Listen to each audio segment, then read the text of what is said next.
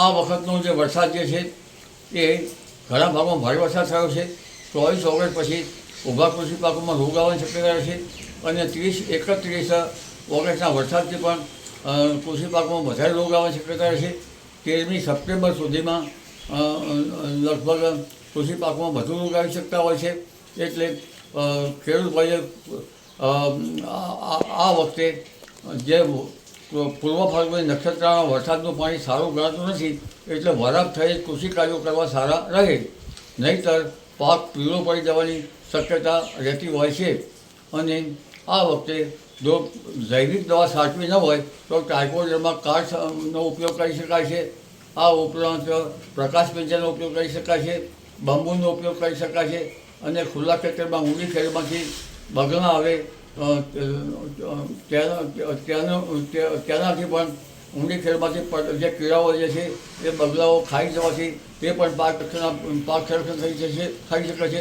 એટલે જૈવિક નિયંત્રણના જે ખેડૂત ભાઈઓ આ પગલાં લેવા માગતા હોય તો આ પગલાં યોગ્ય રહેશે. પ્રકાશ પિંજરના પગલાં પણ યોગ્ય રહેશે. પરંતુ જે ખેડૂત ભાઈઓ જૈવિક પગલાં ન લેવા હોય અને દવા છાંટવી હોય તો પાક સંરક્ષણના પગલાં લેવા યોગ્ય રહેશે. પ્રાકૃતિક ખેતી માટે જૈવિક નિયંત્રણ અને અન્ય માટે જૈવિક નિયંત્રણનો ઉપયોગ કરવો ઘણી વખત ઇષ્ટ રહેતો હોય છે. જી, શું વરસાદની સ્થિતિ છે અને વર્તમાન વરસાદ ક્યાં સુધી લંબાઈ શકે છે? રાજ્યના ભિન્ન ભાગોમાં વરસાદ તારીખ 28મી ઓગસ્ટ સુધી લંબાઈ શકે તેમ છે. ત્યારબાદ 29-30 ઓગસ્ટે પણ વરસાદ થશે અને આ વરસાદના કારણે તેની અસર મેળાઓ પર પણ પડશે. મેળાઓમાં ભજન કીર્તન કરતા જે ભાવિક ભક્તો છે તેમના વાજિંત્રોમાં બેસુરા વાગવાની શક્યતા રહેશે. આ ઉપરાંત જેમણે પાથરણા કરી અને કોઈ વસ્તુનું વેચાણ કરતાં તેમના ઉપર પણ અસર થવાની શક્યતા રહેશે.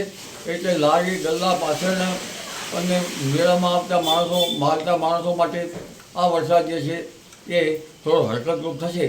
પરંતુ ત્યાર પછી 30-31માં બીજી એક સિસ્ટમ બનવા જઈ રહી છે, જેના કારણે 10મી સપ્ટેમ્બર સુધી ગુજરાતના ભાગમાં વરસાદ થવાની શક્યતા રહેશે. પરંતુ તારીખ 30-31 ઓગસ્ટ પછી થતો વરસાદ જે છે એ વરસાદમાં પૂર્વ ફાલ્ગુની નક્ષત્રમાં વરસાદ થશે, જેનું પાણી કૃષિ પાકો માટે સારું ગણાતું નથી. એ ખેડૂત ભાઈઓએ વરાપ કરી કૃષિ કાર્યો કરવા સારા રહે. અને વિષમ હવામાનની વિપરીત અસર ઊભા કૃષિ પાકો ઉપર થવાની ઘણી શક્યતા છે, જેથી કૃષિ વલ્લોએ પાક સંરક્ષણના પગલાં લેવા યોગ્ય રહે. જી.